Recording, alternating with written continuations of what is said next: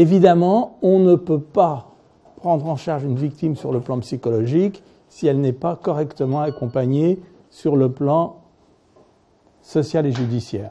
C'est pour ça qu'on ne peut que travailler en réseau. Imaginons une bombe qui explose. Donc un mari violent qui frappe sa femme, etc., etc. C'est la même chose, c'est la voie rapide, les amygdales, comme vous avez vu, hein. Mais là, c'est tellement important, la décharge d'adrénaline, la décharge de cortisol et tout, qu'il va y avoir une coupure et que rien ne va venir ici remettre les choses dans le contexte. Tout va rester dans le cerveau émotionnel et c'est pour ça que l'on se dissocie. Se dissocier, ça veut dire quoi? Ça veut dire se retrouver comme le lapin dans les phares de l'automobile. Vous savez, vous avez déjà peut-être été témoin d'une scène comme ça, il y a un lapin, on se dit mais c'est imbécile, il avait le temps de s'échapper, pourquoi il ne s'est pas échappé?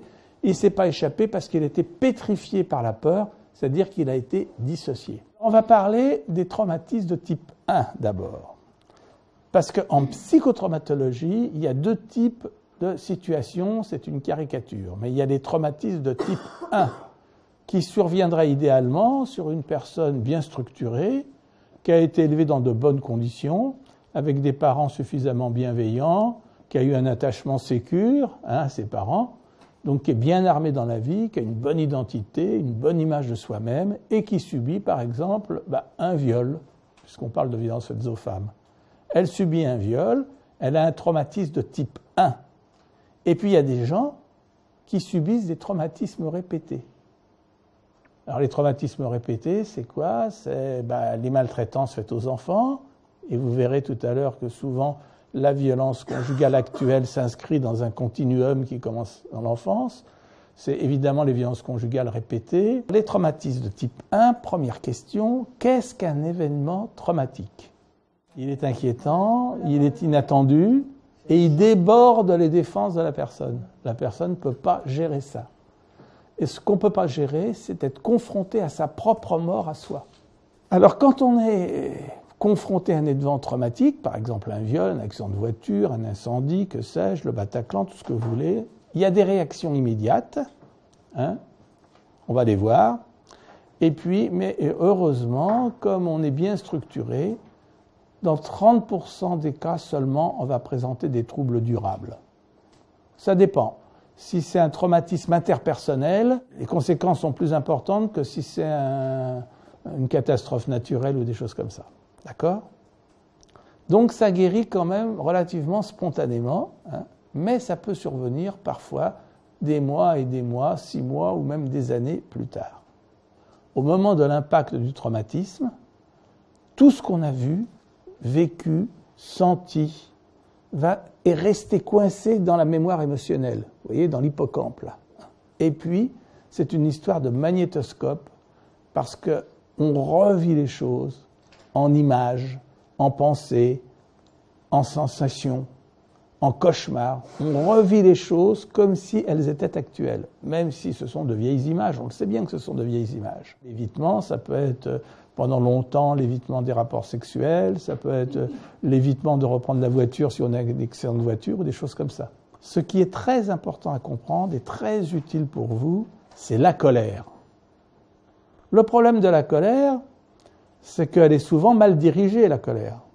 C'est plus facile de s'en prendre à ses enfants qu'à son chef de service. Et puis cette colère, souvent, elle se retourne contre soi-même. Pourquoi elle se retourne contre soi-même? Eh bien, vous le savez probablement, mais toutes les victimes, toutes sans exception, se sentent coupables ou responsables de ce qui leur est arrivé, même si ça paraît parfaitement aberrant. Faites attention, la culpabilité, ça protège un peu de l'anéantissement complet, mais évidemment, on ne doit pas être coupable pendant des années, hein, ça se travaille assez rapidement. Et la colère, qui est mal dirigée, se retourne contre soi-même par la culpabilité, mais aussi par tout un tas de troubles. Des troubles anxieux, des troubles addictifs. Les victimes ont tendance, après, à se mettre à boire, à fumer du shit, etc., etc. Ou des troubles somatiques. Ça, c'est les traumatismes de type 1 qui donnent un trouble de stress post-traumatique que je viens de vous décrire. Mais j'insiste sur une chose, la colère est excellente pour vous. Et pour moi en tant que psy, et vous en tant que permanent du CDFF. Pourquoi ? Parce qu'on doit mobiliser cette colère dans le sens de la reconstruction.